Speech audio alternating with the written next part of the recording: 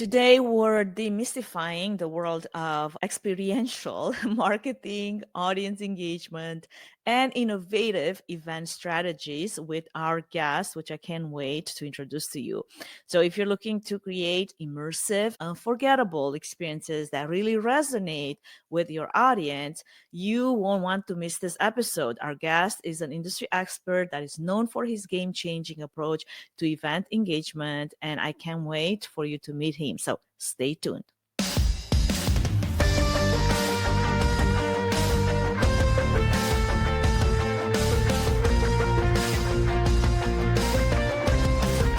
Welcome to the Events Demystified podcast, where we demystify the world of in-person, virtual, and hybrid events, AV production, and AI technology by sharing practical tips, tricks, and strategies to help your event succeed.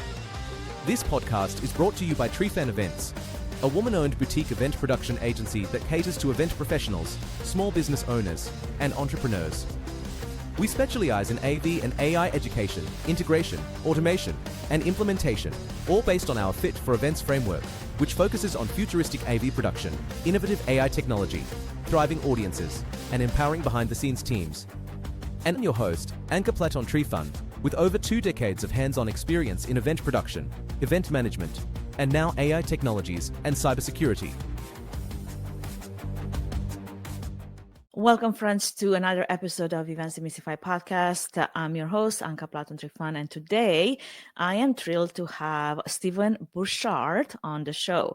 Stephen is more than an entertainer. He's a dynamic entrepreneur, entertainer, as I said, as well as event visionary who has built a nationwide brand from the ground up. His success stems from adaptability, innovative thinking, passion for creating unforgettable experiences, and a knack for building connections. Stephen is a visionary in the field of experiential marketing and event strategy with a track record of creating high impact, immersive experiences for major brands. And he has built a career around engaging audiences in memorable and meaningful ways.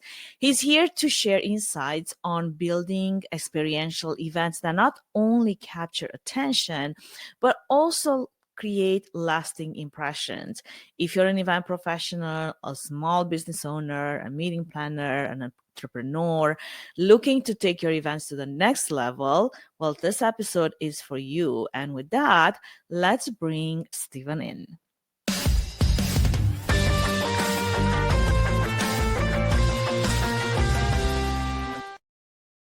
Stephen, welcome to the show. How are you doing? Hello. I am very well. Thank you for having me. Well, I'm so glad that we finally made it. We definitely had a different attempt at this, but then life got in the way, as it can sometimes do. So excited to Always. have you. And before we dive into your expertise and the stories that I can't wait for you to share from all the events that you've done, let's start with a lighter question, like an icebreaker that I usually like to just insert in the beginning of the conversation.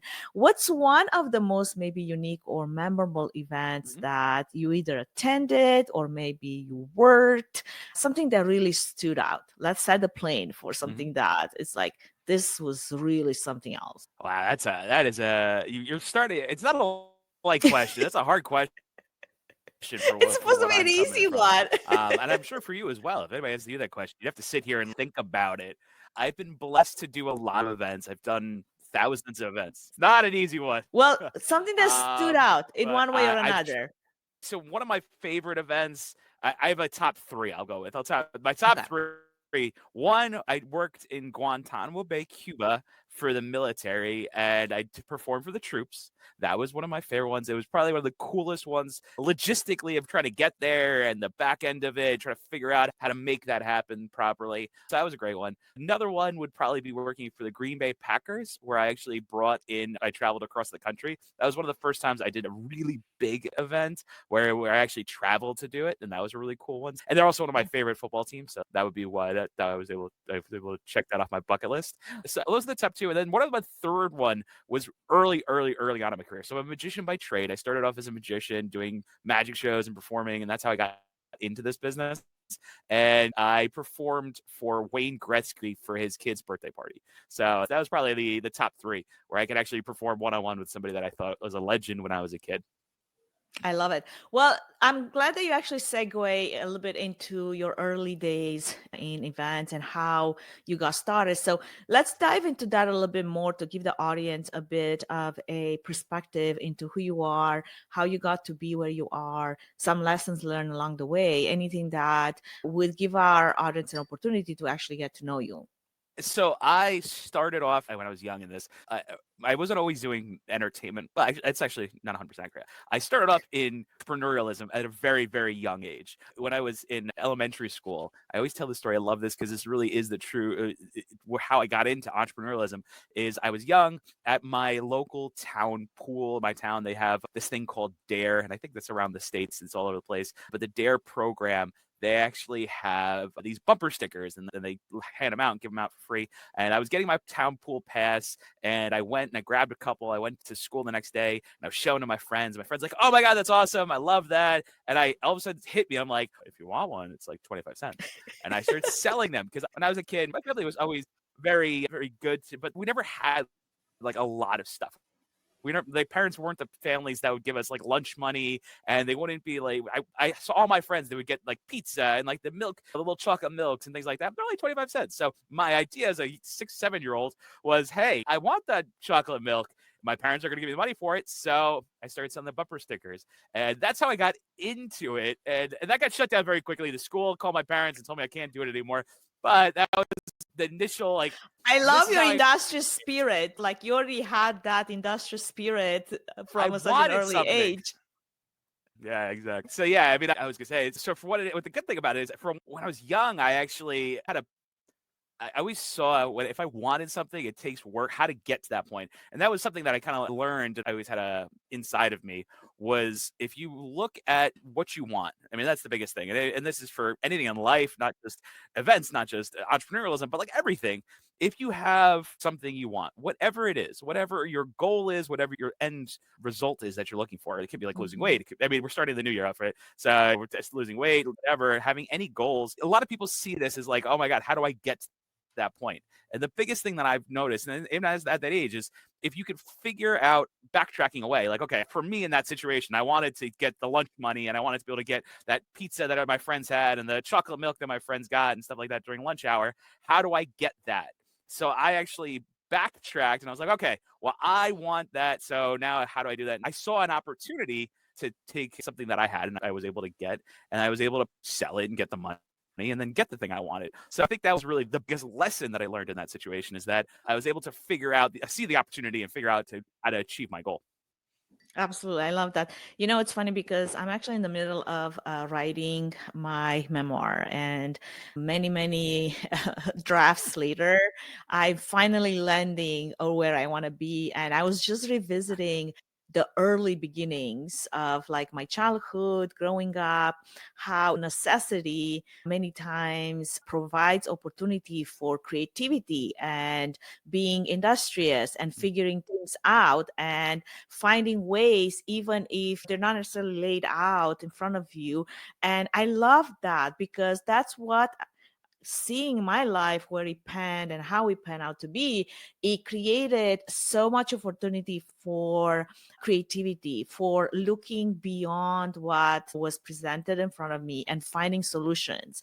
And it's where a lot of the entrepreneurship spirit really thrives, right? Because as an entrepreneur, as a small business owner, you constantly have to solve problems. You constantly have to overcome challenges. So learning that lesson early on, it's an opportunity. Like right now, looking at my kids, I sometimes wonder, how can I provide those type of opportunities for my kids to learn on their own the things that I've learned when I was their age, out of necessity, out of scarcity, out of so many different reasons, without having them go through the same challenges that I had to go to learn those lessons. Yeah, I think that's tough because I think about that. I just got married recently, and my wife and I are now talking about having kids. And we have that conversation. We have conversations about parenting and things like that. And I keep saying to her that I really want my kids to learn and to be, and I'm not going to just give them everything. And I don't want them to just have things just because I've worked hard and gotten things. I don't want to just give it to them. I want them to learn and have that push and that drive. But I think that's hard to. My father said to me literally yesterday, he said to me, he's like, I'm going to remind you of this when you have kids, because unfortunately it doesn't end up being that way. But I think it's really important because I, 35 years old, can sit here and say, I have the wherewithal and the knowledge that I got from having, like you said, having that scarcity, looking for that opportunity. If I want something, going out and figuring a way to get it.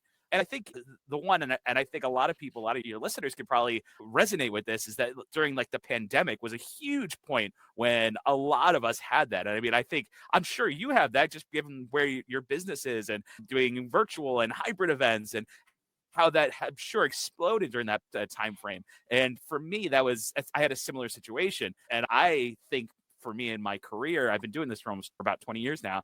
And my first 15, 20, whatever the time frame is, first chunk of years before the pandemic, it was all private events, and it was all like weddings and bar mitzvahs and sweet 16s and birthday parties. And then the pandemic hit and my whole world changed. And you mentioned dealing with adversity and being creative and things of that nature. I did the same thing. We talked about it before we jumped on. I was doing live streams and we were doing virtual events, and I had taken my business and transformed it into a virtual experiential company and broken into new industries. We were doing corporate events and we were doing colleges and all these other things. So it was a huge, huge transition for us. Yeah, so this one crisis, it only put you in a position to become more creative and find different type of solutions. In so many ways, reinvent yourself. But with that came opportunities, because I've experienced the same thing. I mean, we had that moment, whoa, what's going to happen now? Are we all going to go out of business? But I think the ones that have that spirit of entrepreneurship, spirit of creativity, of industriousness, they stood down, they thought about it, and they're like, we're going to figure it out. This is not the first crisis that we have overcome over our lifetime. Yeah. So we'll find another way. And that's what we all did. The ones that couldn't figure that moment, they couldn't sit themselves down for a moment to realize, okay, this is something that is new, but it's not impossible. We will overcome.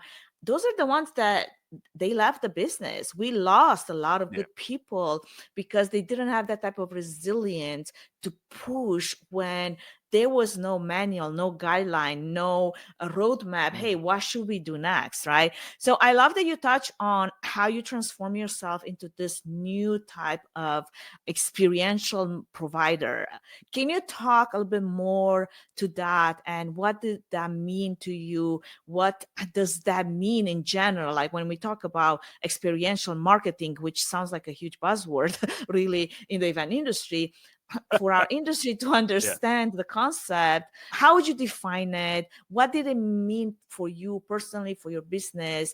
And what kind of tool is it that could be used in today's events landscape?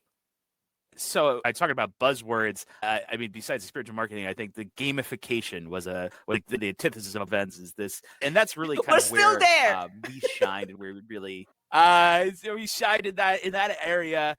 And what was great about that is that we were able to our experience. I mean, my experience as a magician. I mentioned that I was a magician by trade, and as a kid, I started doing magic, and I was doing magic from when I was like 6, 7 years old, and that's how I got into doing this business, as being a magician. And then I was lucky because actually right before the pandemic, I was doing stuff on camera and doing magic tricks on my Instagram. And so if you want to go back 5 years and see me as a younger, less gray, a little more hair self, you can go on my Instagram and see me doing magic. But that time I learned how to perform on camera, and I was always had a slight edge in that regard. But that aspect of learning how to engage with people through a different medium was huge for us. And then, like I said, we latched onto gamification, and that's super important. We talk about engagement. I was doing talks on this before, and what I was saying was that it's really important for us to be able to live connect with people.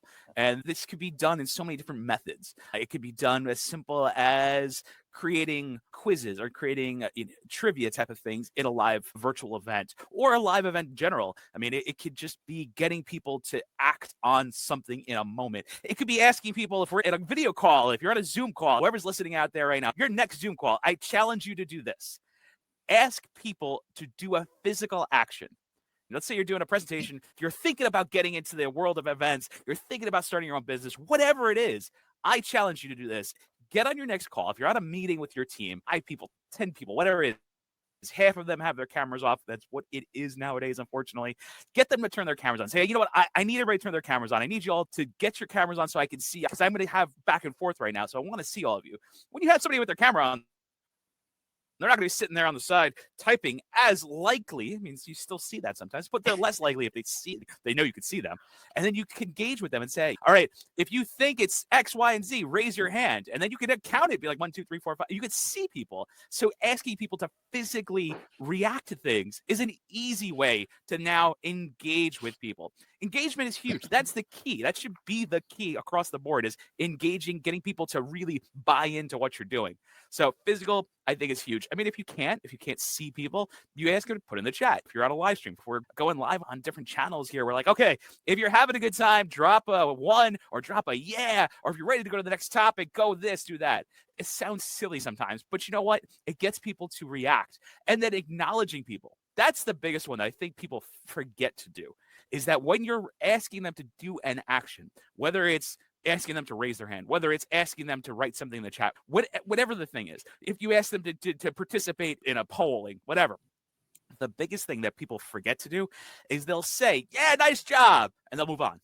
But acknowledging the people that do it reinforces that, and it reminds the people that didn't do it that you can see them.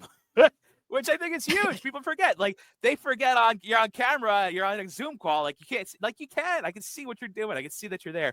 And if you do participate, if you're playing along with me, guess what? I will acknowledge you. I will be there with you. I'll do this with you. So I think that's huge. Acknowledging people is like, people want to be acknowledged, especially if they're doing something that obviously not everybody wants to do, or obviously it's not the thing that people are like, oh my God, I want to get into a Zoom call and I want to be raising my hand while I'm paying attention. Like, that's inevitable. People don't necessarily want to be doing this thing.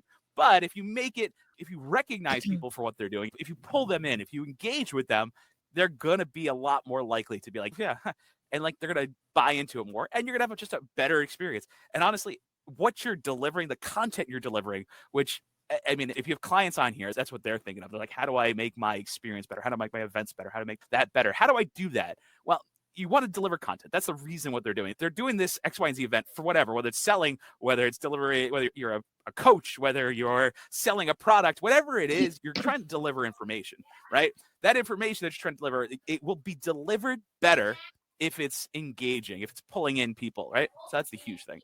So I think that's the number one thing. I went on a little bit of a tangent, but I hope that gave some insights.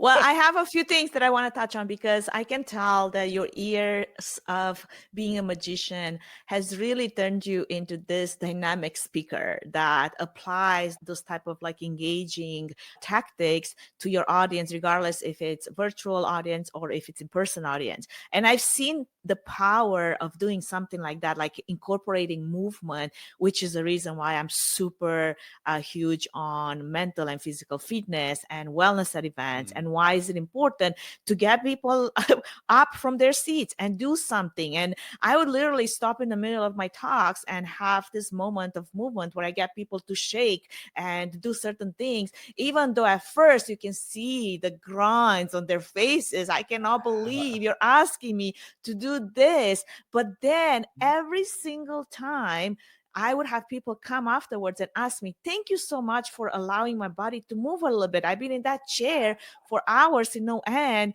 and I finally had the opportunity to just like shake a little bit up, to just move. And to me, that is an opportunity right there, aside from all the things that you mentioned. Is there anything that you would want to add, now that we're on this tangent, right, of incorporating engagement, acknowledgement in a in-person setting? Because I get the point of like, you acknowledge people on chat, you call people up, you call their names, you know them, you see them, they're there listed, right? But in person, that could be a little hard. Like, you might have them engage with a QR code, you might have them have a poll or whatever method you're using, but then it's hard to go back and say, well, thank you, Mr. from row 5 for answering this poll. You don't know for sure if they did or they didn't. I mean, you can assume. Anything else that you want to throw there just for anyone that's listening? Because I like this tangent, and then we're going to come back to where we started. I mean, it is challenging more in that regard. You can acknowledge somebody physically if you see somebody reacting and interacting and asking and responding. When people ask questions, you obviously respond to them and you can acknowledge them. People love their name. I mean, this is a classic line that's said. People love their name. They love hearing their name. It's a sales tactic. It is how to win friends. I don't know if it's in How to Win Friends and Influence People, but if it isn't, I don't remember. But it's something that's really important that if you use someone's name, it's like the sweetest word to hear. So if someone says, my name's John and I'm from Iowa and my question is, and then acknowledging them saying, thank you, John, for your question, and then going into it and responding to it, as opposed to just answering the question. These are small things. It always sounds trivial, but these little things really do change everything. It really makes that experience for people that much better, and it makes it just seem like you care. I mean, that's one way. And then obviously, as you said, you have the QR code. But like I said, you don't even need to know who that specific person is. If you acknowledge them by saying, thanks, Susan from Detroit, for saying blue is your favorite color. You can do whatever it is. And if you can acknowledge that person, they're going to be more invested into it and being genuine. I mean, it's hard to be genuine without being genuine, but trying your best to be as genuine as possible and not just being flat with it, having energy, having that a little bit extra, get your espresso in the morning and give yourself a little energy before you jump on a meeting or something like that. Or get a workout in. Or get a workout in. That's even better, honestly. 100% true. I started doing daily morning workouts, and it was the best thing I ever did. So wellness is health and wellness is important. And actually, I'm glad you brought that up because it sparked when you were telling me about this. It sparked my thought on it's really huge to add that motion in there, add that movement in there in virtual events, primarily is what I would say, but like in-person events and in everything, people sit way too long. They forget how long they're sitting. I mean, people forget how to stand. I bought a standing desk 2 years ago, and I go to like conferences and things like that, and I'm standing all day, and people are like, oh, my back, I can't. How are you up still after 6 hours? I'm like, I'm used to it. I work 8-hour days. I work 9, 10, 12-hour days, and I'm at my standing desk, and I'm there all day, and I have no problem with it because my body got used to it. Our bodies are not necessarily, they're not, what am I saying? They're not used to sitting in chairs for 8, 12 hours a day. They're just not used to it. So Absolutely. to your question, to your point about being physical, getting up and moving is so important, and it just keeps your blood flowing, your mind moving.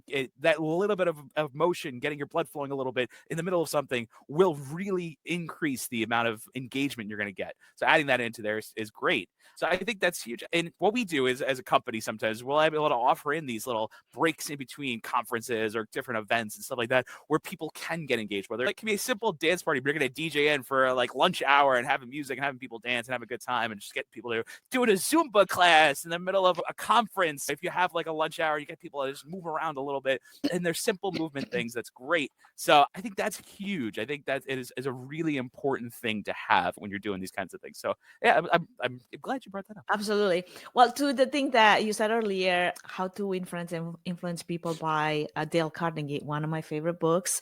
If you did not read that, friends, you've got to get your hands on it. I think it's like you can still find it at the thrift bookstore. Like I couldn't find it on Amazon, but it's an amazing find it anywhere. book. That's I a used book to everybody talks about. Yes, I used to have this LinkedIn post on each one of those chapters and then connect the lesson, the learning to something that like personal, something that I've experienced myself. And I love those lessons. And then, yeah, to touch on to the last thing that you said about the postprandial deep, especially movement is the best, the secret sauce really to getting your energy up, especially post lunch, like when you get that postprandial deep in the afternoon, to not have to find other ways, coffee being one of those ways, to stay awake. Because the reality is we all experience it. And what is the best way to just stay focused is to get a bit of movement in. That's what I need. I love when conferences allow space, like about 2 hours in the afternoon, to just have open free time to do whatever you want with that time. And there's maybe some activities that could be planned during that time, but allow me to go to the gym during that time, because you already woke me up at 6 a.m.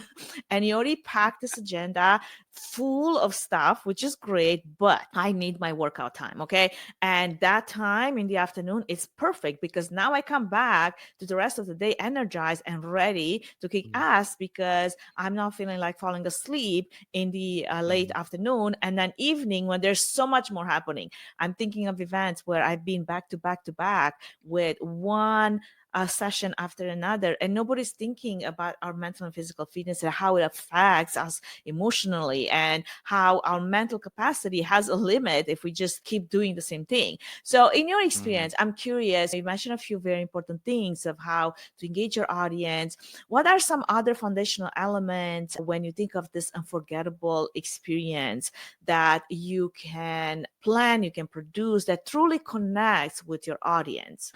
I mean, I think some of the things that are missed are people are focused sometimes too much on the information and not enough on how to deliver the information, how it Mm. comes across and how it's like absorbed. And I mean, we have performers, we have speakers and things like that are truly exceptional at delivering a very poignant topic in a really engaging way. Like I mentioned, I'm a magician by trade, and I have people that I work with and friends that I've known for my entire career doing this. Their main job is getting a one core topic from a client. And this is, you know, mostly the corporate kind of clients. And I'm sure these are people that you work with a lot.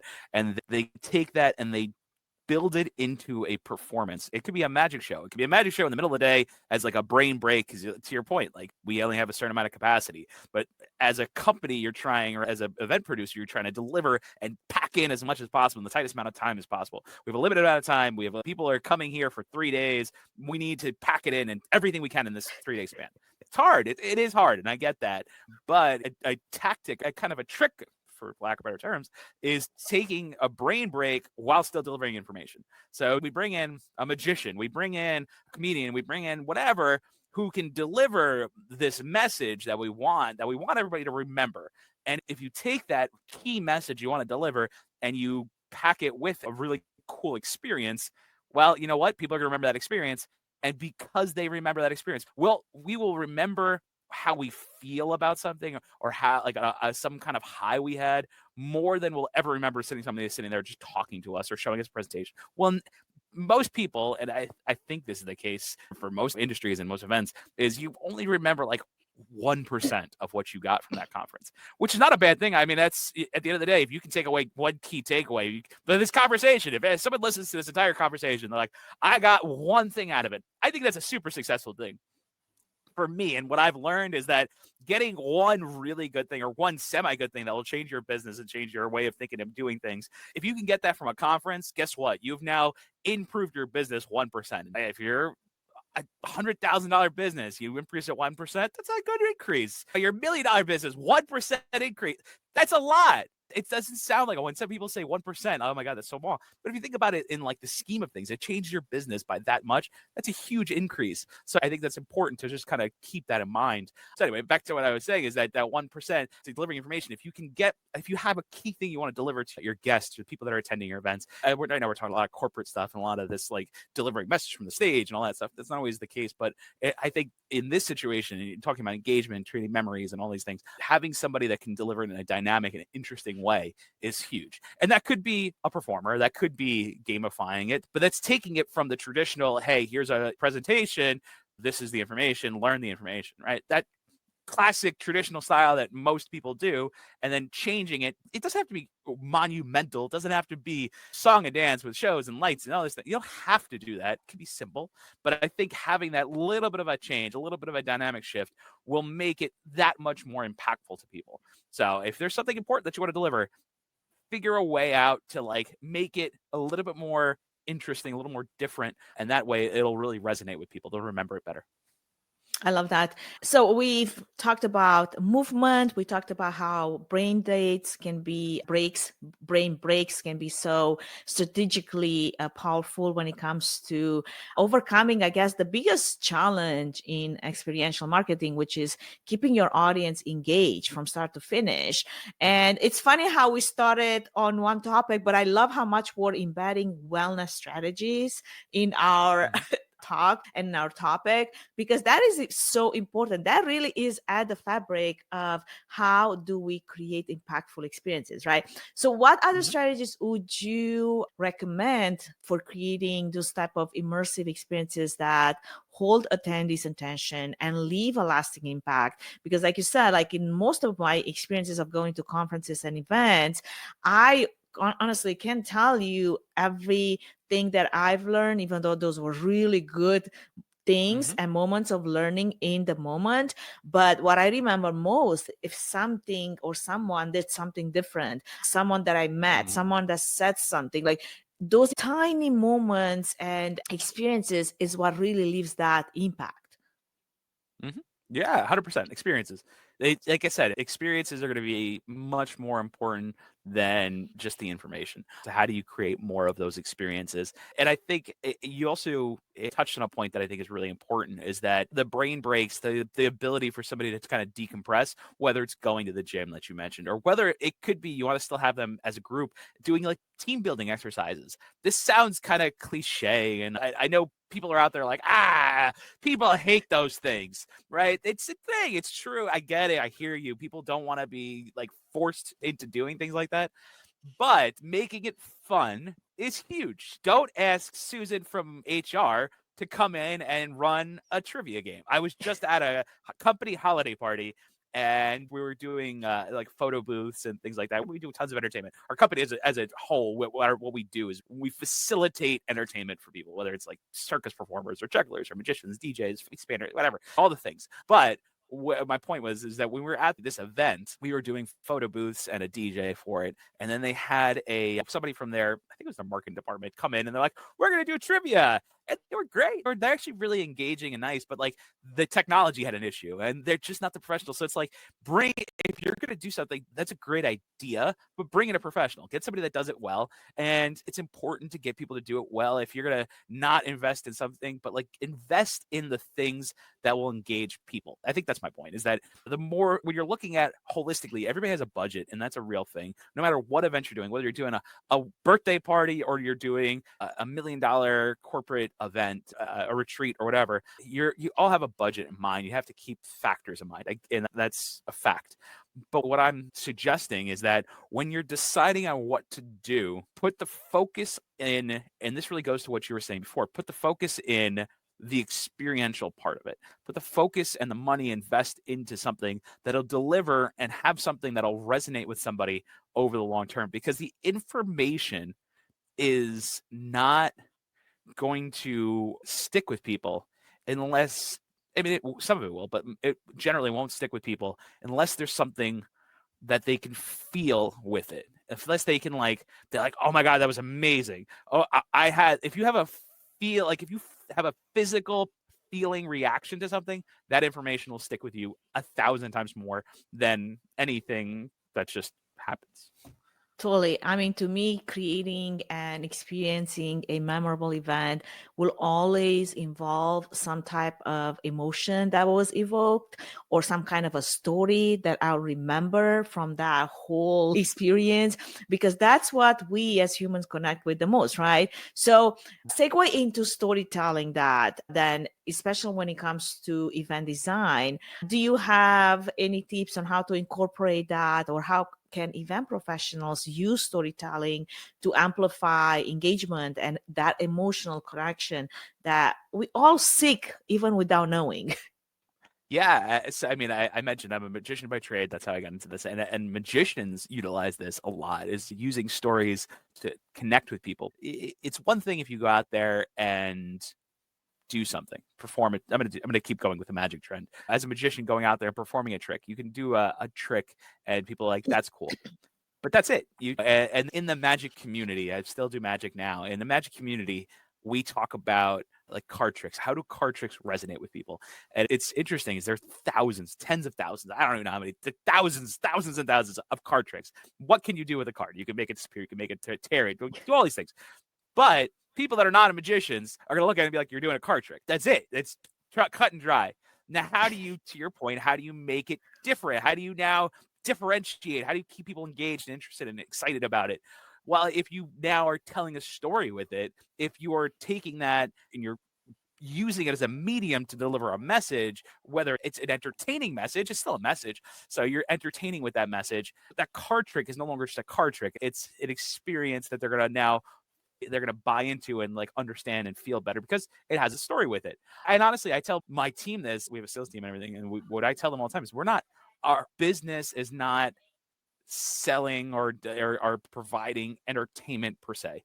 That's our medium in which we do that. What we sell is the experience for clients. They have a purpose. They have an end goal. What is your end goal? When you have an end goal, our job is to help you achieve that end goal. And it's not ever like, I want to have a DJ to play music. Like, that's not the end goal. My goal, if you think about it this way, like my goal is this, right? Okay, DJ for my corporate event, my holiday party, whatever. That's my goal, right? But if it's not, that's not really your goal. Your goal is you want all of your guests to dance, or you want all of your guests to have this kind of experience or this kind of vibe or this kind of whatever. That's your goal. The step below that is getting that person right there. So now us as a company, as our job is to help you figure out how to get from where you have nothing to that end goal. And you think the DJ's in between.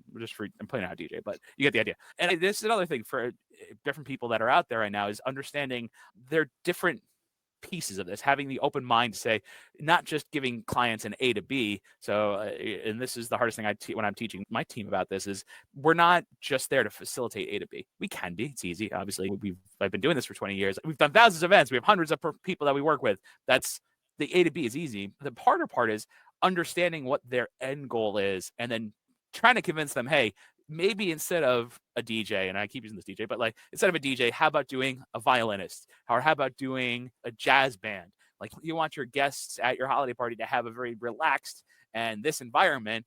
And I think that will deliver that better experience than doing just a DJ. So like that kind of like open-mindedness to be able to really help that client facilitate what they really end of the goal want. And that's really the hardest part is really to ask them and to get clients to commit to like, okay, what do I want them to experience? And then that part is the important part. Because it also could mean like sometimes, and I'm sure you experience this and everybody out there, anybody that's listening to this definitely experienced this where you have a client, you have a person out there that's like, you know what? I want the world, but I have like no budget. And budget's a real thing. And I mentioned this earlier, budget's a real thing. But I think if you could understand what their experience or what their goal is, and then understand how can I achieve that goal in different ways. And, I mean, fortunately, we're really blessed that we have such a large repertoire of people and services and things like that that can achieve a goal, the same goal in different methods. And these different pieces have different price points to them. So instead of the one person that does like a chair balancing act where they stack up 1,000 chairs and then stand at the top and spin plates and they fly them in from China, which is the client's like, that's what I want. And they're like, but I only have like $1,000 to do. I'm like, how about we not do that? How about we get like a corporate, the juggler that we can bring in and do like a 30-minute set. And it's still really cool. It still delivers that experience that you want, but it's not so having different methods to the same goal, I think is important. Totally. I think there's definitely something to be said about clients' budget, and we can touch on that a little bit better later, just after we take this small break, and we'll come back to that. And I also want to hear a bit more from the storytelling as a powerful tool, especially when it comes to creating emotional connection and engaging audiences and making those experiences memorable. So don't go anywhere. Stay tuned. We're going to be right back. Before we continue, I want to give a shout out to the team at TreeFan Events. We are not just an event planning and production agency. We are focused on integrating innovative AV solutions, AI strategies, and wellness-focused practices through our Fit for Events framework. Whether you're planning live, virtual, or hybrid events, the team at TreeFan Events is here to provide personalized planning, strategic design, and seamless technology management to ensure everything runs flawlessly. And now, we are offering AI-powered workshops to help you grow your business, build stronger teams, and elevate your events to the next level. If you want to learn more about how the team at TreeFan Events can help make your event unforgettable, visit treefanevents.com.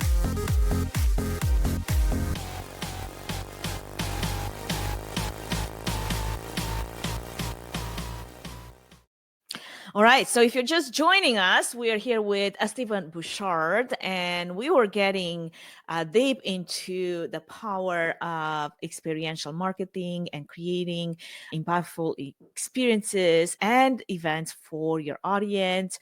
And one thing that I wanted to dive a little bit deeper into before we move a little bit into budget, because that's an important conversation to be had, is how is storytelling, highlighting storytelling as a key element of engagement, and how are you using it, aside from the things that you mentioned earlier, to weave different narratives into an event that can really elevate the impact and ensure that the audience really feels like they're personally involved. I think a huge thing to keep in mind with that is really finding what resonates with your audience and understanding your audience. And I was, before our break, I was talking about the idea of making sure that you understand the end goal. And I think that's key here, is understanding what the goal of the client is in order to kind of backtrack to what you can create.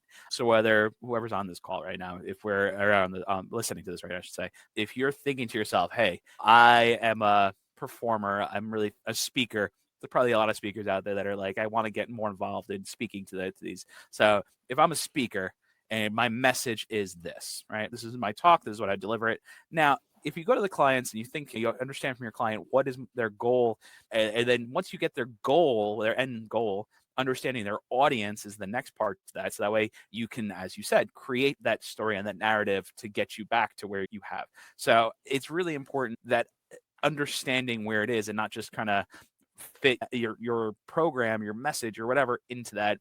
The classic line, right? It's fitting a round peg into a square hole. Like, you can't make them fit.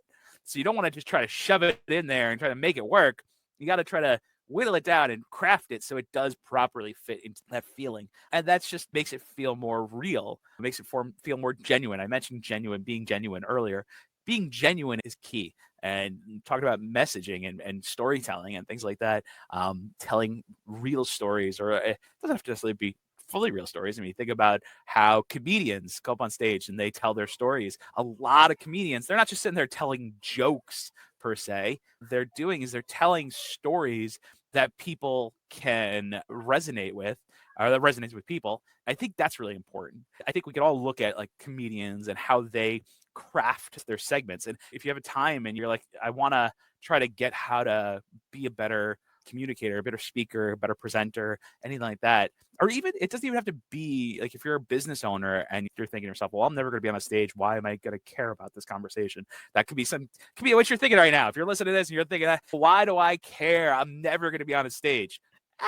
You might be on your microcosm of a stage, in the sense of you're going to be on a call with a client. You're going to be on, and whatever it is, you could be on a call with a contractor for your house. And you have to be able to hold and have that empathize and have somebody buy into it, right?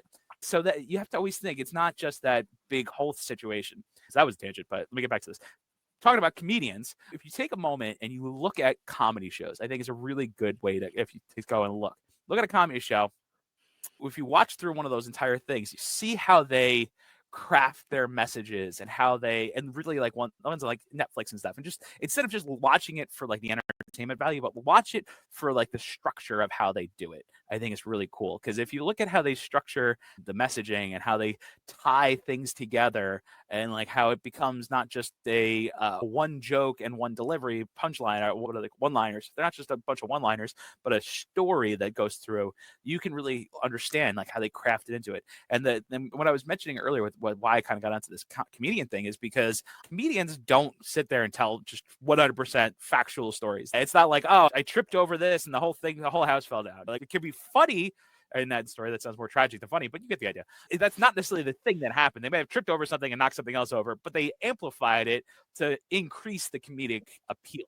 So that part of it as well is when you're coming up with your messaging and your structuring and things like that, it can be embellished upon, because if it's used for the purpose of delivering a message. So I think that's a kind of something important, talking about messaging and storytelling.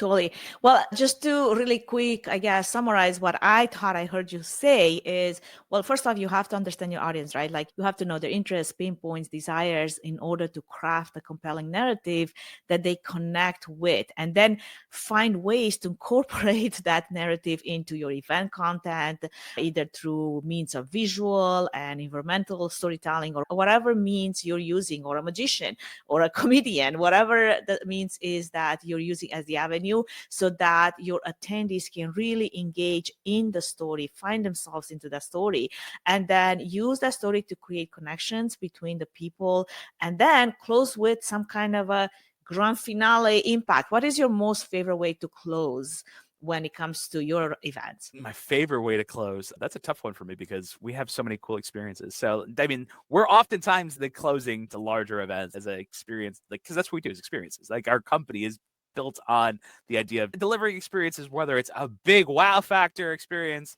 whether it's a message, whether it's a brain break. As you talked about, we're kind of talking about a lot of different topics here, but my favorite thing to do is really seeing people at the end of whatever we're doing. You can see in their eyes and their face that they're engaged and they bought into whatever is happening.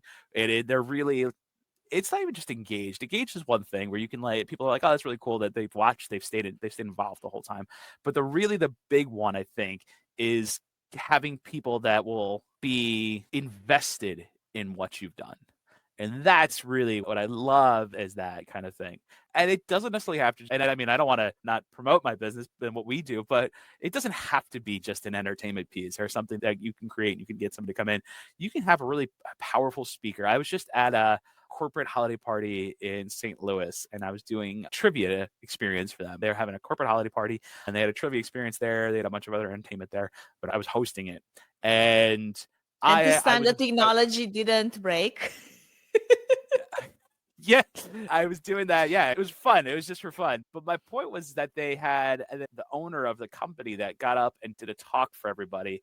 And for me, as not even being a member of that company, I really resonated with me. And I was like, that was amazing. Like it really got everybody to be motivated to for the next year and really buy into the business. And I heard it and I was like, wow, that was really great. And he wasn't wow, and it wasn't anything like that, but very genuine. Like I said, genuine, big part of it being engaging and getting people to telling. You mentioned storytelling. You told a lot of stories, so things like that are really huge. And you don't have to be somebody that's going to be out there and just yelling from the rooftops and being loud. If that's not your style, that's fine. But being able to figure out the goal and then backtracking to how you achieve that goal and telling stories and things that allow you to get to that end mission. I love that. I love that you basically use the story to tell how storytelling can be powerful. And because we touched a little bit on technology and how this time technology worked, I'm curious, Stephen, is there any technology tools that you particularly like to use or you like to incorporate in your events, in your experiences? And how do you see technology's role in play when it comes to enhancing the attendee experience? I mean, technology is huge. If we or AI, touch on AI a little bit too, right? But I love AI. If you go on my YouTube channel now, you'll see every single video that I post now has AI songs that are crafted to exact. I will touch on this briefly just because you mentioned AI, and I can nerd out on AI, and we could probably have a 3-hour conversation just about AI and small business and things like that. But this is not that conversation. Maybe another day. But the next episode, because it's a big part of our topics as well. Oh, well, listen, AI, you and I can have a long conversation about how I've incorporated AI, how we've incorporated AI into all the things with all the things. Because anyone that hasn't used even as simple as a chatbot, or not a chatbot, but a LLM, large language model, a chat GPT type of thing. There are a lot of them out there. It's not just ChatGPT. There's Llama, there's Claude, there's all these different ones. If you don't know what I'm saying right now, you start to look into some AI Go stuff. back to the other episodes and the other seasons. We have 2 seasons where we cover AI, season 7, 8 to 9. So go there. It changes. Here's the thing. Here's the crazy thing, though. It's so changing now, though. How much AI has changed in the last 6 months, 3 months. Yes. It's got so many new releases, so many new things. They're competing with each other. Every large company out there is competing right now to make the coolest thing, which means the craziest things are happening. So if you're not in it yet, get in it. It's the first thing I'll say. But But what I was mentioning, and this is the microcosm where I can give you an example of how I've used it, very, very microcosm, is we create, so for a lot of our events we try to create like highlight videos and things like that to showcase our talent for future events. Something we've always done or we've been doing for a long time as a way, and it's a little bit of a differentiator for us, is clients can come to us and say, hey, who's that performer, what's this experience like, and actually see it, experience it, feel it. And a lot of other companies that are similar to mine don't have that, so that's a big differentiator, and we've always done that. And we've had a problem in a sense, is that when we create these videos, we use music in the background, and through YouTube and other channels and all this stuff, you have a problem. You can't play music. You can't play copyright music, which is fair. You know, it's the person's music. You shouldn't use it for commercial purposes. I get that. But now when AI came out, there's things like Suno AI, which is Suno, something that Udio. yep. Yeah. Yep. I like Suno. Suno's my go-to, but I create songs that are for the highlight videos. But here's the key thing, and which I think is the coolest part about AI, is that you can now create music that is customized to the video. So instead of just creating a general song and trying to find a song, you can have a song written about whatever the thing is. So we do like private events still. I've used this in private events where we like go to a bar mitzvah client and we're like, okay, we'll create a song for the bar mitzvah child so that we can, when they enter, it has the right vibe. It says their name. It says the type of event. So we can utilize that. And now that's like, they have this one-of-a-kind thing. And talking about one-of-a-kind experiences, it is a one-of-a-kind experience. So AI allows us to now craft these things that you could never do before, or you could do, but like you'd have to pay a lot of money for it. But it's now attainable. Yeah. It's now obtainable for anybody. So if somebody's out there listening now and they're like, oh, I want it when clients enter my website, I want them to have a very branded experience. Well, create a song that's about that. You can create a jingle now. You can go on there instead of having to hire a studio to go out there. When I started my company years ago, or not started, but 10 years, I think it was 10 years into my company, I decided I want a jingle. And I hired a group to come in and perform and write a jingle for me. Well, you know what? It's funny is now if you're like, hey, that's something that sounds cool, I want to do that. You don't have to hire them. Or if you do, you could say you can hire somebody to write the song for you. You could write the song yourself. You can use ChatGPT to write the song and then take it, put it into Suno AI and have it create the whole thing. Here's the one thing I'm going to say about AI. It's very important. And like I said, we could talk hours about this, but one very, very, very, very important thing with AI is it is not a solve all. It's not going to go out there and you can say, do this and it'll do it perfectly. It's not that it's going to do it wrong. It's doing it the way you've told it to do it. And the best correlation that I've made for people is think about AI and any chat as the least experienced person in your company. And the way I say that as the least experienced person is they don't know how your company operates, but they're very smart. So you hired the smartest person in the world, but put them in a company that they don't understand. Now, how do you tell that person to do the thing that you want them to do? And be as detailed and as descriptive as possible in what your ask is, because the better your ask, the better the result. So if you've never used chat out there, if you've never used any of the LLMs out there or anything like that, go up on there. I think they're all still have free models. So go for free, play with it. But when you're asking the question, when you're going out there and asking it to do something, be as descriptive as possible. The better your ask, the better your results. The less information you give it, the worse your results are going to be. So if you sit there and you're like, this is terrible, it's not the thing's fault. It's probably because you didn't ask the right question. Totally. To add to what you just said, definitely AI is not one size fits all. Prompting is super important. I actually started teaching prompting 2 years ago, right in the beginning when ChatGPT 2.0 came out. I have quite a few large resource of AI workshops on my YouTube channels. Feel free to reach out if you are new at AI. And I mean, just the other day, talking about how staying in step with technology is so important, I was testing Gemini version 2. And let me tell you, like, it blew me away. And this is just something that happened this last week. At the time of this recording, right? And by the time we release this episode, I'm sure there's going to be other things that are going to blow our mind because things are moving super, super fast. And one other thing that I wanted to touch on that you mentioned earlier, how important the element of hyper personalization is now. And it's something that I covered in detail in my first episode of the year 2025 trends and predictions. I hate the word trends, but really it's AI is not really a trend, to be honest, but it's this concept of hyper personalization as style. And the example that you gave with Suno, and I love Udio as well, is a perfect example of how you can take one experience and really hyper personalize it for that one person.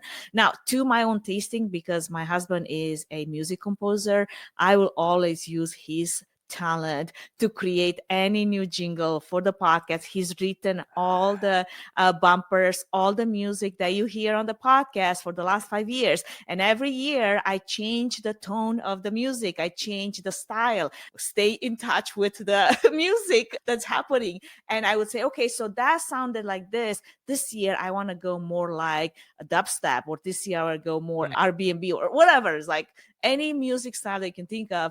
I would be like, okay, now change the composition. And that's kind of like my personal AI music composer. But I think it's also important to highlight how if you have someone in your business, in your life that is talented at a level, don't just discard them for AI. Use their skill set with AI so AI can enhance that and speed up the process. Because I'll tell you, like, it took my husband about 3 months in the beginning to craft the first few bumpers for my promotion for my podcast. And now with AI, I'm like, use the same thing, but like with an AI tool, yes, you do have your creative power that you can still incorporate, but now the process of execution is so much faster because you have a tool that can help you. So definitely get in step with where we are right now if you're not. Because I mean, I always use this analogy, the dinosaurs, they become extinct because I feel like one of the reasons is they didn't stay in step with where they were. Don't be a dinosaur. Don't Don't be a dinosaur. turn extinct because it will happen to you. If you think things are moving fast right now, they're going to move even faster next month and the month after. And if you don't understand what's happening now, how do you think you're going to understand months, years from now? So get yourself educated when it comes to AI and technology because it will serve you well. That's the number one thing that you can do for yourself if you also fear that AI will replace you. It cannot replace someone that already knows how to use it. It will replace someone that doesn't know how to use it. Well, I think you really hit the nail on the head when you said it's a tool. It's not a replacement. It's nobody is gonna make decisions like a human can, and that's the biggest thing that people don't realize. That generally, for everybody that doesn't know, before we even started, you and I were talking about how some of the things, the concepts here that we're cursed with knowledge, right? So I'm gonna kind of, if you don't mind, if I'll backtrack just slightly and just say to people, the big thing when we talk about LLMs, large language models, which are all these chat things, they're not making decisions. What they're doing is predicting what I want to say think because they don't think is well, the there's some statistic. reasoning models which are only going to get better from here on. But But I it's think to your statistics. point, It's only it is the mathematics. knowledge that they've encountered, that they've been trained on, that they're using as a background Yes. to create new analogies and new frameworks. They're But it's not going to come up predictive. with It's predictive original algorithms. thought. Yes. Exactly. Yes. Yep. And that's the biggest thing is that you're not. So that's that point is you're saying it's your job to do step, step, step, step. Sure, that's true. If you're not gonna, you can be replaced if you're just pressing buttons. But if you learn this thing and you can increase your ability to press the buttons or do something in a better way, then that's the biggest thing. So learning just the idea of it, even the basics of it, is important. I think you mentioned Hudio is a really great platform. That one's a really cool one because it can enhance a musician's thing. And I just want to touch on that because you were talking about your husband and how he does things. I work a lot with artists. We work with face painters, balloon twister, caricaturists, things like that. And a lot of them are actually run one of the biggest face painting organizations in the world. But anyway, a lot of them kind of came to me and they're like, oh my God, you're using AI art on our page and like this and that. They're so upset by it. And I explain to people, I said, some people are not that artistic manually. They can't paint per se. So if they go out and they use these tools to create art, is that not art? Is that still? And I mean, this is an argument. I'm sure you. And I Right. apologize if I'm going to now make people in your chat No, or your no, comment no. I section love blow up this. and I love yell this at me for because it. But that's here's the how thing. I feel. Here's I the feel like thing. it's a tool. I took this example that you just mentioned, right? Like AI as an enhancement. My daughter, she's 8. She has this beautiful 8-year-old drawings that they're not art, but they're beautiful and they're very dear to me, right? So I ran them to Midjourney and I enhanced them to create a storyline with her unicorn, dinosaurish creatures that nobody knows what it is, and it created the most beautiful representation. And then I showed it to her. I'm like, what do you think of this? Do you like this? And she was like, oh my gosh, I love it. That's exactly what I had in my mind, right? So then we printed out those enhancements, and then we created this wall art in her room. But that's just one simple tiny example of how she was the originator of the drawings. We gave it life. We gave it enhancements, and she loved the output, right? So think about all the other ways in which AI could enhance what you're already creating. I honestly struggle anytime I try to use AI to create anything original because it cannot. It is being trained on a data set that's larger than the world, but it Yes. doesn't have yet, at least, the ability to come up with original thought. And that's where the benefit is for whomever is listening. You are that creator of original thought, even though we can make the argument that we never really ever had an original thought per se, because we are also the sum of our learnings, of our books, of our movies, of all the things that we've learned in our lifetime, right? But say you're a Michelangelo and you're a Shakespeare, and you do have those spark moments of original thought. You use that in your advantage, because guess what? AI won't be able to do that and replicate it. I agree 100%. Yeah. And that's actually beautiful. I love that you did that. That is really, really cool. And I mean, it hits on what we were talking about earlier, how, creating hyper personalized content and experiences. And and you said it's a microcosm, but you know what? That's the beauty of AI in the world we live in now, is that you can create these hyper personalized experiences. And the thing that I think is, if I'm going to say the one thing, I think the one thing of this conversation, the one thing, everybody take this away. The one thing is, that's our future, is that hyper personalized experience is going to be more and more obtainable and more expected when we're in a world where our emails are not just our names changing anymore, but they're crafted by AI for every single person that it goes out to. That's a real thing that happens now. If you haven't heard about it, check it out. It's a real thing. You can change your whole email campaigns, but that's real. And that's going to be the future. But now songs, hyper personalized to every single client. Videos, you could send an intro video where it's your face that's saying a different person's name to a different client to every person. Things that exist right now. Your voicemails can be automatically changed to different people. All these things are real things that are happening right now.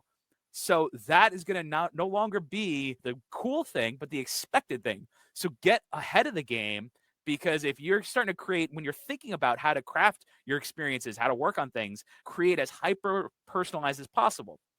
I mean, we do that when we're talking about things. That I do that with photos and stuff. We create customized logos now for all of our games that we go on. People, when people log in, they get a customized logo that's specific to their experience, their event, their one thing. And it's not. It takes a little bit extra effort, and I think that's an important thing. We're talking about business now. Is that when you're deciding on what to do and how to do things, and we're gonna just putting in like 1% more. We talked about 1% before, but 1% more. If you put that extra little bit of effort in, it'll enhance that experience that much more. It'll really take you from where you're even with your peers to why are people choosing you? You're like one little step above them, and then they'll choose you and they'll have that better experience. So I love that. I think that's huge. I love And your that you story was mentioned great that, too. because we kind of wrapped it back to the beginning where we started talking about just being different and how do you stay ahead and how do you separate yourself from the competition, but also how do you stay in in step with what's happening today and now so that you can be ready for what the future brings. Now, with that, Stephen, because we cover so many things and I really, really enjoyed our conversation. So thank you so much for sharing all the things that you shared today and your expertise. For our listeners that want to connect with you and learn more about your work, about your use of AI, your creative use of AI, and the way you incorporate it to create impactful experiences, where can they find you? So I am the owner of a company called Magical Memories Entertainment. So if you go look us up anywhere, Magical Memories Entertainment, the website is www.mme123.com. Or if you want to check us out on Instagram or YouTube and see, you want to go on YouTube and see all of my AI video or all AI music and stuff. That's probably the number one thing. It's Magical Memories Entertainment on Instagram as well. So you can find us at all these places. And what we're all about is really providing and facilitating amazing experiences for clients around the world. So if anybody's looking for experiential stuff, if you're looking for just something fun, that's what we do, is deliver all of these cool experiences. Fabulous. Thank you so much, Stephen. Thank you for an insightful conversation on all things, including experiential marketing and event innovations and technology and AI. And thank you to our listeners for tuning in to this episode of the Events Demystified podcast. If you enjoyed today's discussion, don't forget to subscribe, rate, leave a review. Your feedback really helps us keep bringing great content to you. And until next time, keep pushing the boundaries of what's possible, stay creative, and keep demystifying the world of events. See you, Stephen. Bye. Thank you for listening to the Events Demystified podcast. If you enjoyed this episode, please share it with other professionals like yourself. If you're interested in learning more about TreeFan events, including our future AI education talks and workshops, or to see how we can support your next event, book a free 20-minute consultation through the link in the episode notes. Don't forget to subscribe to the podcast and follow us on YouTube, Spotify, and social media for updates on future episodes, industry insights, AI news and tips, and more. And if you have any topics you'd like us to cover, feel free to reach out.